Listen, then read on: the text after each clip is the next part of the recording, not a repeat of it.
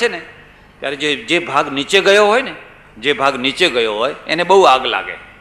બુંદા ઉપર આગ બહુ લાગે ને એટલે બળું છું, મરી ગયો, બચાવો બચાવો બચાવો, બૂમા બૂમ કરી મૂકે.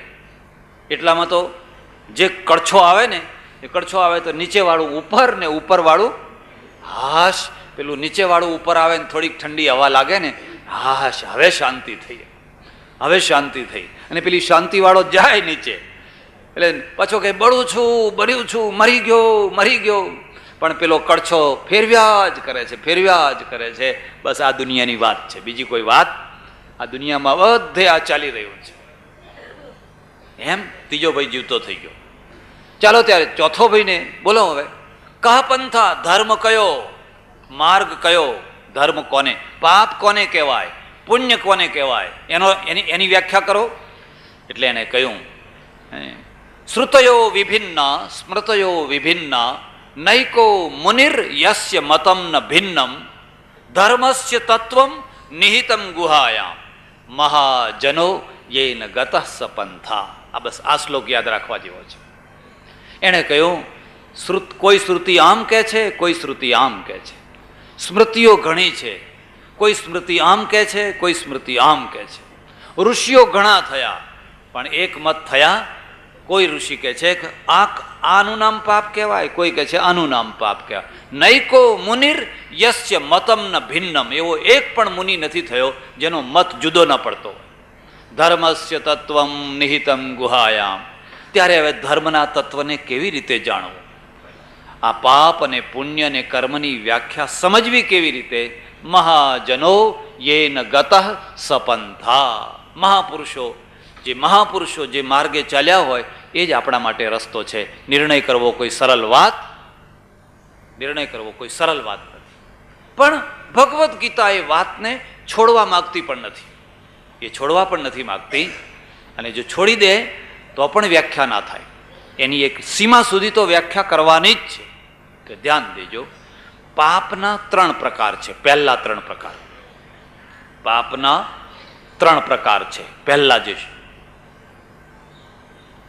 1 રાજકીય પાપ, 2 સામાજિક પાપ અને 3 ઈશ્વરીય પાપ. આ ત્રણેયને યાદ રાખજો. પાપ એટલે અપરાધ એટલે ગુના છે, અપરાધ છે. એ અપરાધના 3 રૂપ છે. માનો કે તમે હિન્દુસ્તાનની બોર્ડર પાર કરીને પાકિસ્તાનમાં જતા રહો તો ગુનો કર્યો કહેવાય કે ના કહેવાય? જેલમાં પૂરી દે કે ના પૂરી દે? પાકિસ્તાની માણસ હિન્દુસ્તાનમાં આવે તો જેલમાં પૂરી દે. તો કયું પાપ થયું, કયો ગુનો થયો? રાજકીય. ઈશ્વરના ત્યાં પાપ થયું ખરું? એની જે ધરતી બનાવેલી છે એમાં ઈશ્વરના ત્યાં પાપ થયું ખરું? આ ઢોરો ચરતા પેલી તરફ જતા રહે. પાકિસ્તાનની બોર્ડર ઉપર જે રહેનારા હોય ને એમને પૂછી જજો, એમની ગાયો ભેંસો વગેરે હોય એ ચરતા હોય, એમને કંઈ પાસપોર્ટની જરૂર પડે? એમને કશા પાસપોર્ટની જરૂર ના પડે. તો અહીંની ગાયો ત્યાં જતી રહે ને ત્યાંના ઢોરા અહીંયા આવતા રહે. હવે 50 ઢોરા અહીંયા આવતા રહે એટલે એનો રબારી ત્યાં બેસી રહે ખરો? એ પછી લાકડી લઈને દોડતો પોતાના ઢોરાને વાળવા આવે. એટલે વાળીને પાછો લઈ જાય, પણ કોઈ વાર પકડીએ જાય. બધી વાર લઈ જાય એવું ના બને. કોઈ વાર પકડી જાય એટલે એના ઉપર કેસ ચાલે, 2-5 વર્ષની સજા થાય. તો હવે આ જે અપરાધ થયો એ કયો અપરાધ છે? રાજકીય. અને રાજકીય અપરાધ આખી દુનિયામાં એક સરખો હતો. બધાના કાયદા એક સરખા છે ખરા? અરબસ્તાનમાં જઈને કોઈ દારૂ પીવે ને તો એને જાનથી મારી નાખે, બિલકુલ મનાઈ છે. એટલે એ બધા શું કરે છે? મુંબઈની હોટલોમાં આવીને રહે છે. મુંબઈમાં જઈને જોવું હોય તો જુઓ, અરબોના ધાડા. મુંબઈની હોટલો મોંઘી કરી હોય તો અરબોએ. કેમ કે એમના દેશ ઉપર પ્રતિબંધ છે. પ્રતિબંધ તો અહીં ગુજરાતમાંય છે, પણ આપણે તો વચગાળાનો એક રસ્તો કાઢી લઈએ છીએ. સરકારના માણસો બિચારા દયાળુ છે. વચગાળાનો રસ્તો કાઢો, અમારું કરો ને તમારું કરો. એટલે ધમધોકાર ચાલે છે કે નથી ચાલતું? ધમધોકાર. કાયદોનો જગ્યાએ કાયદો અને માણસોની જગ્યાએ માણસો. ભણે તો ત્યાં માથું કાપી નાખે તરત જ. એટલે હવે જે વસ્તુ યુરોપ અમેરિકામાં સહજ વાત છે, એમાં કોઈ પાપ નથી. એ જ વસ્તુ અરબસ્તાનમાં તો મહાપાપ છે, મહાપાપ છે. એટલે રાજકીય પાપો સરખા હોતા નથી. જરા વધારે વાત કરીશ તમને. માનો કે સરકારે ચોખા ઉપર પ્રતિબંધ મૂક્યો, 25 માણસથી વધારે માણસના જમણવાર ઉપર પ્રતિબંધ મૂક્યો, કારણ કે અનાજ ઓછું હોય કે એવું તેવું હોય એટલે પ્રતિબંધ મૂકે. હવે 25 માણસથી વધારે માણસ તમે જમાડી ન શકો, ચોખા પીરસી ન શકો, વગેરે વગેરે. એ જે કાયદો આવ્યો એ કાયદો ઈશ્વરીય છે કે રાજકીય છે? 25ની જગ્યાએ તમે 26મો માણસ જમાડી દો તો ઈશ્વર તમારા ઉપર નારાજ થાય ખરો? ઈશ્વર તમારા ઉપર નારાજ થાય, પણ સરકાર નારાજ થાય. એટલે એક જે પાપ છે ને એને રાજકીય પાપ કહેવાય. અને રાજકીય જે પાપ છે એ કાયમના માટે એક રૂપ હતું. 25 માણસનો કાયદો હોય અને પછી નીકળી જાય પાછો. સુવર્ણ ધારો આવે. હવે સુવર્ણ ધારો આવ્યો કે ના આવ્યો? કેટલા કેરેટ, આટલા કેરેટથી વધારે કોઈ દાગીનો રાખી શકે નહીં, એવો કાયદો આવ્યો. હવે ઈશ્વરીય કાયદો છે કે રાજકીય છે? એ રાજકીય છે.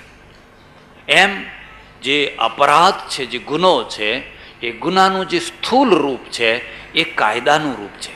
ડાબા હાથે ચાલવું એ રાજકીય વ્યવસ્થા છે, પણ તમે જમણા હાથે ચાલો તો રાજકીય અપરાધ કર્યો, પણ ઈશ્વરીય અપરાધ કર્યો ખરો? ઈશ્વરીય અપરાધ કર્યો.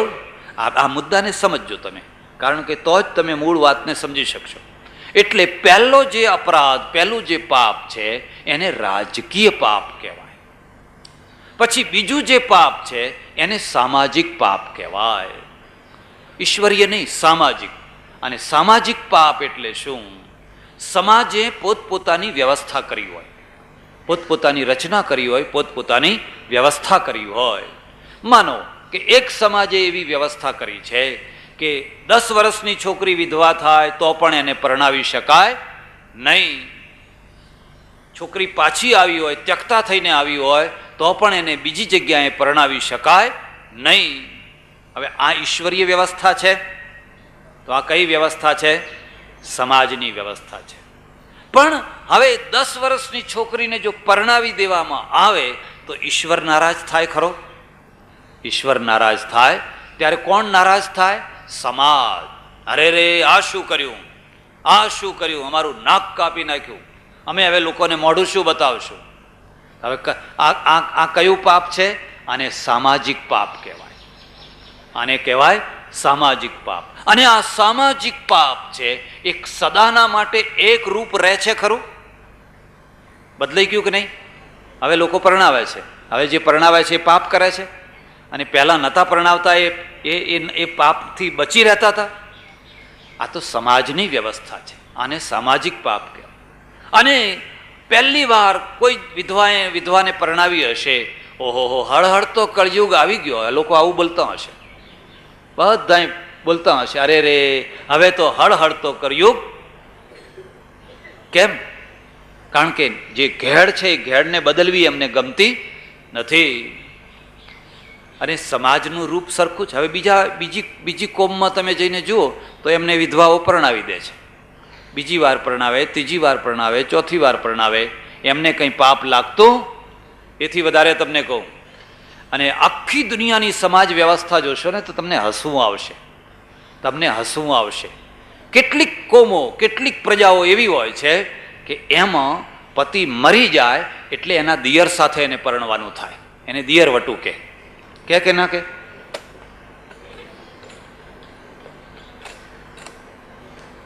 એને દિયર વટું કે.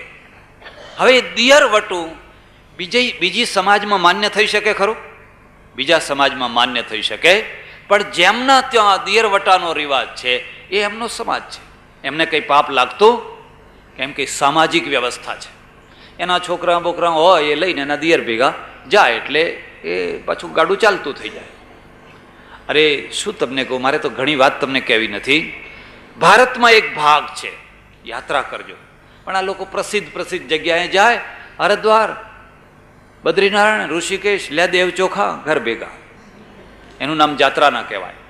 જાત્રાનો અર્થ છે શીખવું, સમજવું, પ્રવાસ કરવો, નોંધ કરવી, બધું સમજવું, ફોટોગ્રાફર કેમેરો લઈને જવું, જોઈએ તો ફોટા લઈ આવવા, અને એમાંથી તમને નોલેજ વધે.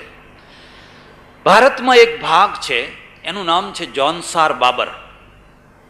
જોનસાર બાબર હિમાલયમાં આવ્યો. હિમાચલ પ્રદેશ છે ને, હિમાચલ પ્રદેશ, એમાં લાહોલ અને સ્પીતિ નામના બે ભાગ છે. બિલકુલ લદ્દાખને અડીને, તિબેટને અડીને આવેલો એ ભાગ છે. અને ત્યાં માણસો બહુ રૂપાળા રહે છે. એટલા રૂપાળા, એટલું સરસ ગળું, એટલે એમને આપણા પુરાણોમાં એમનું નામ પાડ્યું છે કિન્નર. કિન્નર કિન્નર ગાનં કુરુતે દિગતામ દિગતામ દિગતામ. શિવના શિવાલયમાં જે ગીત ગાનારા છે ને, એ આ બધા કિન્નરો છે. એક પ્રજાને કિન્નર કહે છે. બહુ રૂપાળી પ્રજા. એક તો હિમાલય, એટલે તાપ પડે નહીં. તાપ ના પડે એટલે ચામડી છે એ કાળી ના થાય. તમારે અહીંયા જ જોવું હોય તો જોઈ જુઓ ને. તમે ઊંઝા રહેતા હો ને, 2-3 મહિના મારા આશ્રમમાં રહી ગયો, તમારી ચામડી ગોરી થવા લાગશે. તરત જ ફેર પડશે. મણુંદથી, પાટણથી, સંડેરથી લોકો આવે, કાળા મહેશ હોય, અને 2-3-4 મહિના થાય ને એટલે એકદમ ઉજળા થવા લાગે. પછી 4 મહિને ઘેર જાય, ઓ તમે તો ગોરા થઈને આવ્યા ને. હવે એથી વધારે નાસિક જાઓ, એથી વધારે અસર થશે. માલેગામ જાઓ, એથી વધારે અસર થશે. મુંબઈમાં રહીને આવો તો એથી વધારે અસર થશે. અને બનાસકાંઠામાં જાઓ તો એથી વધારે. હવે લૂજ ફૂંકાય છે, લૂજ ફૂંકાય છે. એટલે એકદમ ગૌર અને એટલા દેખાવડા માણસો. હવે ત્યાં એક રિવાજ છે, આજે પણ છે, આજે પણ એ રિવાજ છે. અને એ શું છે? એ રિવાજ છે કે 3, 4, 5, 6, 7 ભાઈઓ હોય, એમાંથી મોટો ભાઈ જ પરણે, બીજા ભાઈઓને પરણવાનું, મોટા ભાઈને જ પરણવાનું, બીજા ભાઈઓને પરણવાનું નહીં. પણ એ મોટો ભાઈ જે પરણે ને, એની જે પત્ની છે એ બધા ભાઈઓની પત્ની, બધા ભાઈઓની. બીજા ભાઈઓને કંઈ જુદી જુદી પત્નીઓ હોય.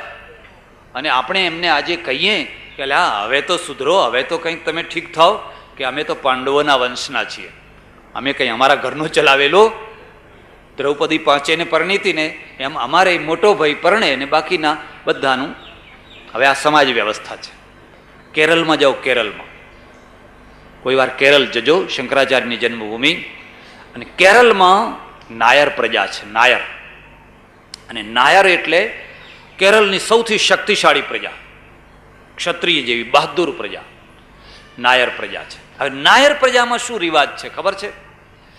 નાયર પ્રજામાં એવો રિવાજ છે કે એની જે મોટી દીકરી હોય ને, એ બ્રાહ્મણને પરણાવવાની નહીં. મારી ભૂલ થઈ જરા. નમુદ્રીપાદ બ્રાહ્મણ છે ને, એ નમુદ્રીપાદ બ્રાહ્મણોમાં શું રિવાજ છે કે એનો જે મોટો દીકરો હોય ને, એ બ્રાહ્મણી સાથે પરણાવવાનો. અને બાકીના જે છોકરાઓ હોય ને, એ નાયરો સાથે, નાયરો સાથે. એટલે આ છોકરો છે એ નાયરના ત્યાં જઈને રહે. પેલી વહુ અહીં ના આવે, પણ આ છોકરો છે એ એના ઘર જમી પિયરમાં જઈને રહે. હવે એવી રીતે વસ્તી ચાલે છે. હવે આ વ્યવસ્થા સમાજ વ્યવસ્થા છે. બ્રાહ્મણ નાયરને પરણે છે. રાજસ્થાનમાં એક કોમ છે, જેસલમેર ને બાળપેનના ભાગમાં રહે છે. આજે પણ એમના ત્યાં રિવાજ છે કે મોટી દીકરી હોય એ મુસલમાનને પરણાવવાની, પછી બાકીની દીકરીઓ પોતાની નાતમાં, હિન્દુ છે, બાકીની દીકરીઓ પોતાની નાતમાં પરણાવવાની, પણ મોટી દીકરી હોય એ મુસ્લિમને પરણાવીને આપી એટલે આપી. પછી એનો વ્યવહાર નહીં, લેવડ નહીં, દેવડ નહીં, આવવું નહીં, જવું નહીં, કાયમના માટે આપી દેવાય. બાદશાહોના સમયમાં નહીં પેલો રિવાજ થયેલો, એ રિવાજના કારણે આ રિવાજ ચાલ્યો ગયેલો. હજુ સુધી એ રિવાજ બંધ પાડી શક્યા. આને સમાજ કહેવાય, અને આનું નામ કહેવાય સમાજની વ્યવસ્થા. હવે એને સનાતન કહી શકાય ખરી? એ સમાજ વ્યવસ્થાને સનાતન કહી શકાય ખરી? એ તો સમય સમય ઉપર થતી હોય છે અને સમય સમય ઉપર બદલાવાતી હોય છે. એટલે સામાજિક જે પાપ છે ને, એ સામાજિક પાપ અને ઈશ્વરીય પાપ, આ બેયમાં ભેદ સમજવાનો.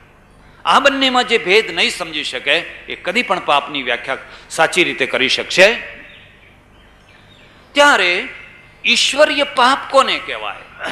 સામાજિક નહીં, ઈશ્વરીય પાપ. અને હું તો તમને એટલું કહીશ કે જો તમે ઈશ્વરીય વ્યવસ્થાને સમજી શકશો ને, તો ઘણા અનર્થોમાંથી બચી જશો. આપણે રીબાવામાં માનીએ છીએ, આપણે રીબાવામાં માનીએ છીએ. તમારે ત્યાં એક ત્યક્તા આવીને બેઠી છે, 25, 20, 22, 23 વર્ષની ત્યક્તા કે વિધવા તમારા ઘર આગળ, તમારા ઘરમાં જ બેઠી છે. હવે એને જોઈને તમે દુઃખી થાવ છો. અને જ્યારે પ્રસંગ હોય, જ્યારે કંઈ સારા હોય, લોકોએ દાગીના પહેર્યા હોય, કપડાં પહેર્યા હોય, નહીં પેલું બધું રમવા જાય, નવરાત્રિમાં રમવા જતા હોય, કંઈક થતું હોય, ત્યારે એને કપડાં પહેરવાની ઈચ્છા થાય કે ના થાય? એને ચાંદલો કરવાની ઈચ્છા થાય કે ના થાય? પછી એ ડબડબ ડબડબ ડબડબ ડબડબ આંસુ પાડ્યા કરતી હોય, ડબડબ આંસુ પાડ્યા કરતી હોય. એ રીબાય છે, એ રીબાય છે. પણ તમે ઈશ્વરને ન સમજનારા, સમાજની ખોટી મડાગાંઠ પકડીને બેઠેલા એને રીબાવો છો, પોતાની દીકરીને રીબાવો છો, પોતાની સગી દીકરીને રીબાવો છો. એટલે તમને પાપ લાગે છે, તમને ઈશ્વરીય પાપ લાગે છે. સામાજિક પાપથી બચવા માટે તમે ઈશ્વરીય પાપ વરી લો છો. ઈશ્વર તમારા ઉપર ફિટકાર વરસાવે છે, શું કામ? એનું જીવન ગુંગળાવે છે. અને એમાંય તમે જોયું છે, આ કામનો વેગ એ તો પ્રચંડ વેગ છે. એ વેગ જ્યારે આવે ને, ઋષિ મુનિ નથી ટકી શકતા. ટકી શકે છે? મોટો વિશ્વામિત્ર તપસ્વી હોય કે પારાશર જેવો તપસ્વી હોય, એ વેગના આગળ તણખલું થઈ ગયું છે. તો જે સ્ત્રીએ કે જે પુરુષે નથી ઋષિપણું જોયું, નથી સત્સંગ કર્યો, નથી કશું જોયું, હવે એને 10 વર્ષથી તમે ગોંધી જ રાખો છો. અને એને વેગ જ્યારે આવ્યો હોય પ્રચંડ, અને પ્રચંડ વેગમાં એ જ્યારે તણાઈ જાય, ક્યાં તણાઈ જાય? તમારા ઘરના નોકર સાથે, કોઈ ડ્રાઈવર સાથે, કોઈ બીજાના સાથે, કોઈ ત્રીજાના સાથે. અને પછી તમે એનું ગળું દબાવી નાખો. હા, અમને કલંક લગાડ્યું, અમને પાપ લગાડ્યું, પછી તમે એનું ગળું દબાવો. એટલે પાપ તો તમે કર્યું, ઈશ્વરીય પાપ કર્યું. એની જગ્યાએ એની ઉંમર રહેતા જ કુદરતને સમજો, કુદરતના વેગને સમજો.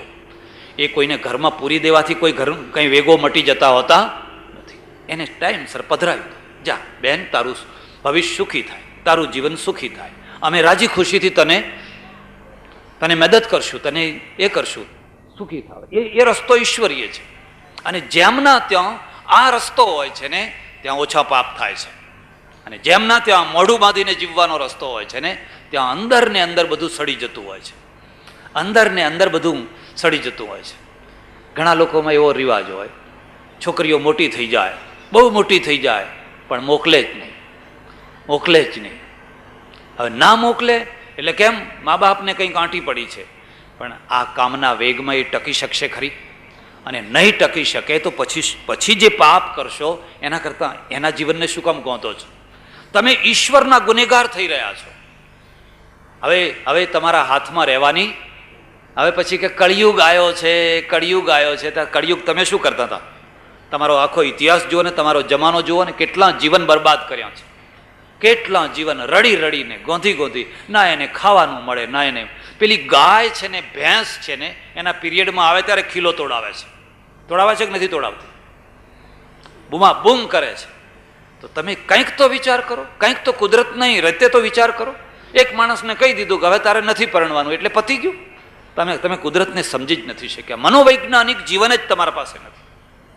એટલે આપણે શું માનીએ છીએ? રીબાવામાં માનીએ છીએ. અને તમારે જોવું હોય તો જોજો, અહીં ઊંઝાથી ખટારા જતા હશે, હું કોઈ વાર જોઉં, એમાં ચિક્કાર ઘેટા ભર્યા હશે, 2 માળના ઘેટા. હું અંદર ઠેઠ મુંબઈ જવાના, કસાઈખાને મુંબઈ જવાના. એ ઘેટા બહાર ના જતા રહે એટલે 2 માણસો આમ પકડીને ઊભા હોય છે, પેલું દોરડું પકડીને ઊભા હોય છે. ભાઈ કેવી નોકરી, ક્યાં સુધી નોકરી? એમ ને એમ ઠેઠ મુંબઈ સુધી આમ દોરડા ઉપર. એમાં એક ઘેટું જ્યારથી પૂર્યું હોય એને ના પાણી આપ્યું હોય, ના ઘાસ આપ્યું હોય, કારણ કે મારી જ નાખવું છે ને. અરે મારી નાખો, કોણ ના પાડે છે? પણ મરતા પહેલાં એને પાણી તો પીવડાવો, મરતા પહેલાં એને ઘાસ તો ખવડાવો. કતલખાના તો દુનિયામાં બધે છે, પણ એની પૂરી ટ્રીટમેન્ટ છેલ્લી ઘડી સુધી, અને પછી એને એક આમલી નામ કરી દે એટલે અડધી મિનિટમાં ખતમ. એને રીબાવાનું નહીં. પણ આપણે શું રીબાવામાં માનીએ છીએ? રીબાવામાં. હવે એ તરસ્યું, ભૂખ્યું ને તરસ્યું, એ જે આમ ગુણની માફક ભરેલા હોય, એમાં વચ્ચે કોઈ 1, 2, 4, 5 મરી જાય, ઉપાડીને બહાર ફેંકી દેવાના. રોડ ઉપર પડ્યા હોય છે, જોયા છે તમે? મેં તો ઘણી વાર જોયા છે. એ મરતા જાય એમ ફેંકતા જવાનું. એમ કરતાં કરતાં જે ભૂખ્યા અને તરસ્યા જે બચ્યા એ પછી કતલખાને જાય. આ રીબાવાનું જીવન છે. એટલે પાપ આપણે વધારે કરીએ છીએ. અમેરિકા પાપ વધારે નથી કરતો. તો આમલી નામ કર્યું ને એટલે ખતમ થઈ. એને તરસ નહીં, ભૂખ નહીં, ફલાણું નહીં, ફલાણું નહીં, ફલાણું નહીં, કશું નહીં. આપણે એ નથી કરી શકતા, પણ રીબાવો બસ. અત્યારે તમે જુઓ, હાડકે હમણાં હું ચાણસમાં ગયો, અહીં આવતા પહેલાં ચાણસમાં ગયો, મને સામે બળદ મળ્યા. 101 બળદ હશે, હાડકું દેખાય. એ બળદની આંખો જુઓ, આંખો એકદમ હવે આજ મરીએ કે કાલ મરીએ, આજ મરીએ કે કાલ. એમને ખાવાનું નથી, એમને પાણી નથી. હવે રીબાવાના. મહિનો, 2 મહિના, 4 મહિના, 6 મહિના રીબાવાના, પછી પગ ઘસી ઘસીને મરી જવાના. આપણે રીબાવામાં માનીએ છીએ, પેલા રીબાવામાં નથી માનતા. ખટલી નામ કરી નાખ્યું એટલે નિકાલ આવી ગયો. એ કહે છે એનું નામ પાપ નથી, પાપ આનું નામ છે. એટલે એક પાપ છે ને એને સામાજિક પાપ કહેવાય છે. સમાજની કુરૂઢિઓના કારણે, કુમાન્યતાઓના કારણે કેટલાય નિર્દોષ જીવન, બિલકુલ નિર્દોષ જીવન. તમારી દીકરીએ શું પાપ કર્યું છે? હવે તમારો છોકરો છે, આજે 32 વર્ષનો થયો છે, 32 વર્ષનો. એ 25 વર્ષનો હતો અને એની પત્ની હવે નથી આવતી. 25 વર્ષથી આ 32 વર્ષના 7 વર્ષ છે, એ 7 વર્ષ એણે કાઢ્યા છે. કારણ કે હાટું પેટું કર્યું છે, હાટું પેટું કર્યું છે. એટલે પેલી નથી આવતી એટલે આ નથી મોકલતા, હવે બે રીબાય છે. આ ઈશ્વરીય વ્યવસ્થા છે. આ ઈશ્વરીય વ્યવસ્થા આ માણસની વ્યવસ્થા છે. અને માણસની વ્યવસ્થા માણસે પોતાનું પેટ ચોડીને ઊભી કરેલી છે. અને એમાં એ દુઃખીને દુઃખી થાય છે, એમાં એ દુઃખી થાય છે. એટલે એક માનસી વ્યવસ્થા જેને આપણે સામાજિક પાપ કહીએ. અને સામાજિક પાપ છે એ પરિવર્તનશીલ છે, બદલનારા છે. એને સમય ઉપર બદલવા પડે અને સુધારકો થવા જ જોઈએ. અને સુધારકો જે એને દૂર કરે અને બહુ મોટામાં મોટું પુણ્ય કરે છે, બીજાના માટે રસ્તો કરે છે. ત્યારે ઈશ્વરીય પાપ કોનું નામ કહેવાય? ઈશ્વરીય પાપ કોને કહેવાય? આ મુદ્દો છે. એ બતાવવા માટે વ્યાસે લખ્યું, અષ્ટાદશ પુરાણેષુ વ્યાસસ્ય વચનદ્વયમ પરોપકારાય પુણ્યાય પાપાય પરપીડનમ. ભાઈ મારા 18 પુરાણ તમે ના વાંચી શકો તો કંઈ નહીં, પણ મારો એક શ્લોક યાદ રાખી લેજો. અષ્ટાદશ પુરાણેષુ વ્યાસસ્ય વચનદ્વયમ. વ્યાસના 2 વાક્યો છે. પરોપકારાય પુણ્યાય. કોઈનું મન ઠારો, કોઈનું હૃદય ઠારો, કોઈનું જીવન ઠારો, કોઈનું પેટ ઠારો, કોઈનું ભલું કરો, બસ એનું નામ પુણ્ય છે. પાપાય પરપીડનમ. કોઈને પીડા આપવી, કોઈને સતાવવું, કોઈને દુઃખ દેવું, એનું નામ પાપ છે. બસ આનું નામ. પણ એમાંય અપવાદ છે. એટલી વ્યાખ્યા તો ખરી, પણ એ તો મોટી મોટી ઉપરની વ્યાખ્યા થઈ. પણ એમાંય પાછો અપવાદ છે. ત્યારે હવે ભગવદ્ ગીતા છે ને, એ ભગવદ્ ગીતામાં આ પ્રશ્નની ચર્ચા કરવામાં આવી છે. એટલે આટલી લાંબી ભૂમિકા મેં તમારા આગળ એટલા માટે બાંધી છે કે તમે આ ત્રણેયના ભેદ સમજી શકો. અને જ્યારે તમને એમ લાગશે કે આ ઈશ્વરીય પાપ એ જુદી વસ્તુ છે, ધાર્મિક પાપ એ જુદી વસ્તુ છે, સામાજિક પાપ એ જુદી વસ્તુ છે. બનાસકાંઠાની વાત કરું, જુઓ, ધાર્મિક પાપ પણ કેટલીક વાર ખોટું હોય છે. એક રબારી, અને બનાસકાંઠામાં તો પાણી નહીં, પાણીનો બહુ ત્રાસ. રબારી એના ઘેટા બકરા ગાયો વગેરે ચારે અને બપોરે તરસ્યો થયો, પણ કંઈ પાણી મળ્યું નહીં. પછી આમ ચાલતા ચાલતા ઘેટા બકરા લઈને ચાલતા કોઈના ખેતરમાં પેલું ધુંબા જેવું જોયું, એટલે એને આશા બંધાણી. ત્યાં ગયો, જોયું તો પાણીનું માટલું પડેલું, અડધું માટલું ભરેલું પડેલું, અડધું ખાલી ને અડધું ભરેલું. અને પછી તો જે પાણી પીધું ને, બસ શાંતિ થઈ ગઈ.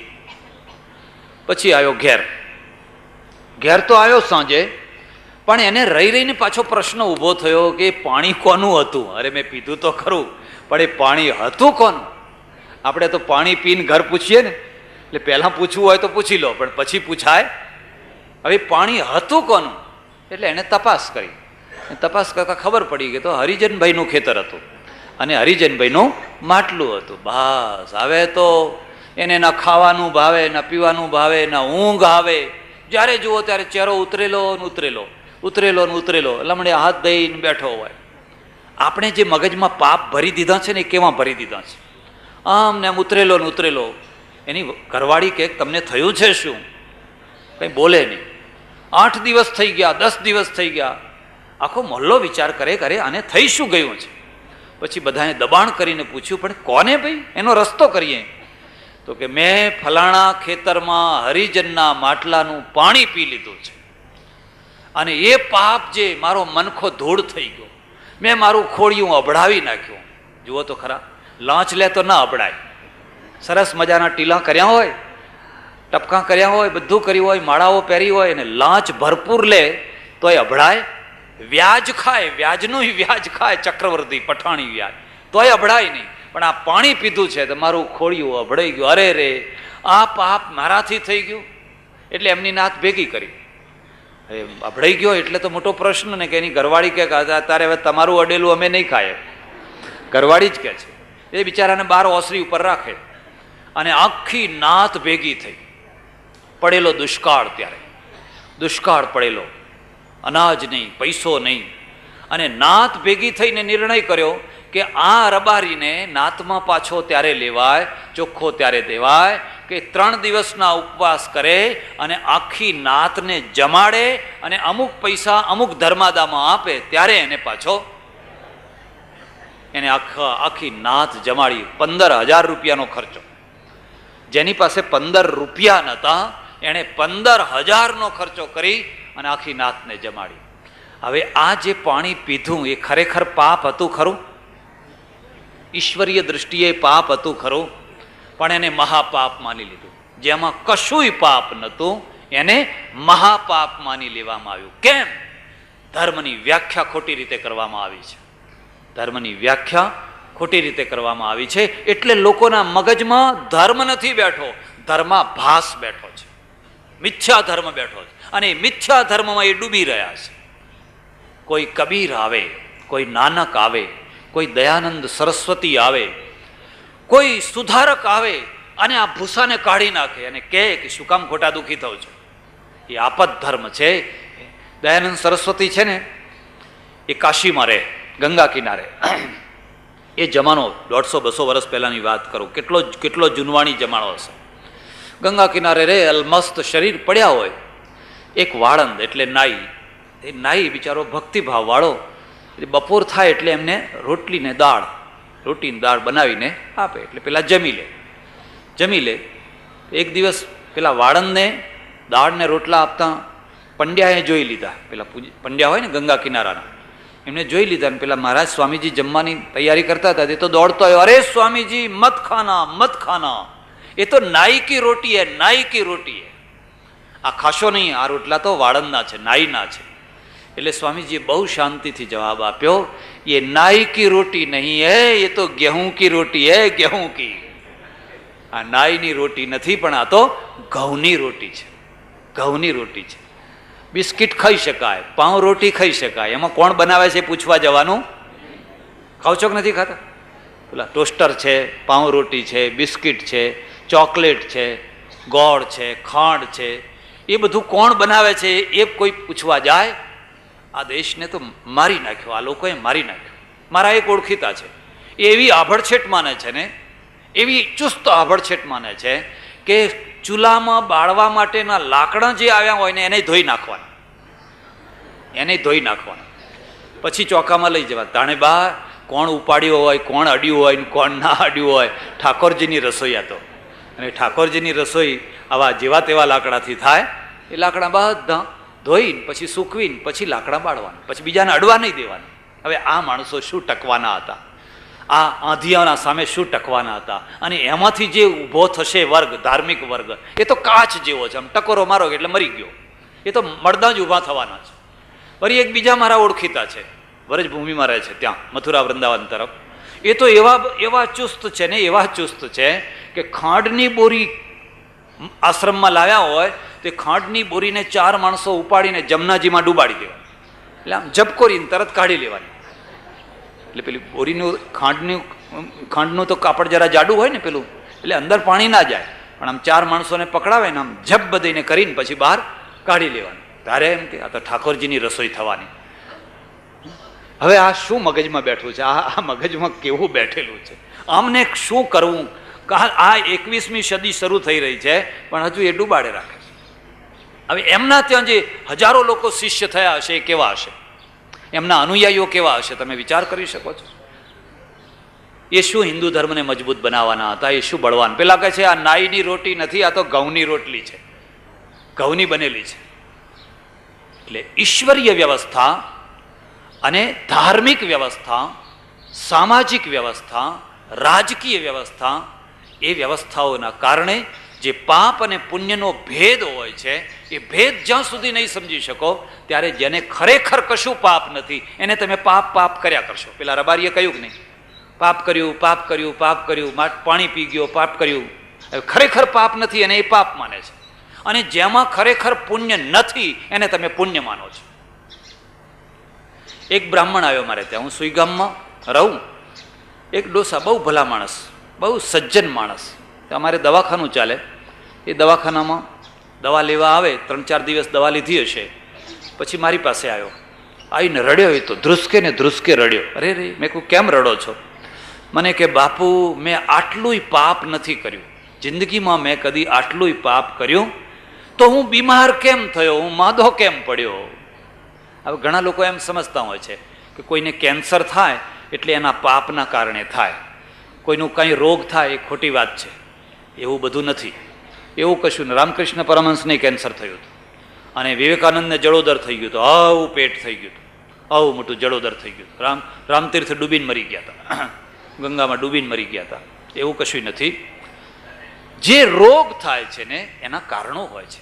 મેં છીંક ખાધીને તમને તાવ આવ્યો, હવે એમાં તમે ક્યાં પાપ કરવા ગયા હતા? પણ મારી છીંકથી તમને થયો છે.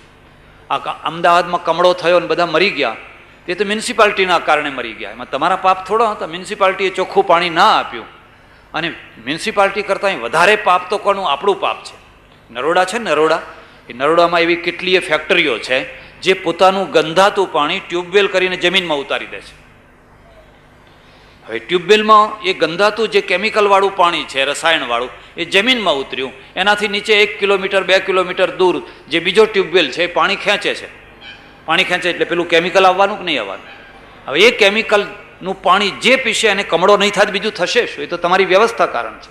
એમાં તમારા પૂર્વજન્મના કર્મને શું લેવા દેવા છે? આ તો વાત વાતમાં પૂર્વના કર્મ. વિધવા થઈ તોય પૂર્વના કર્મ, ફલાણું થયું તોય પૂર્વના કર્મ, બધું થયું તોય પૂર્વના કર્મ. ના, વાત વાતમાં. એટલે તમે કોઈ માર્ગ નહીં કાઢી શકો. એટલે ભગવદ્ ગીતાએ આ પ્રશ્નને સ્પર્શ કર્યો છે અને અર્જુને એ પ્રશ્નને ઉપાડ્યો. અથ કેન પ્રયુક્તો યમ પાપમ ચરતિ પુરુષ અનિચ્છન્નપી વાર્ષ્ણેય બલાદિવ નિયોજિતઃ.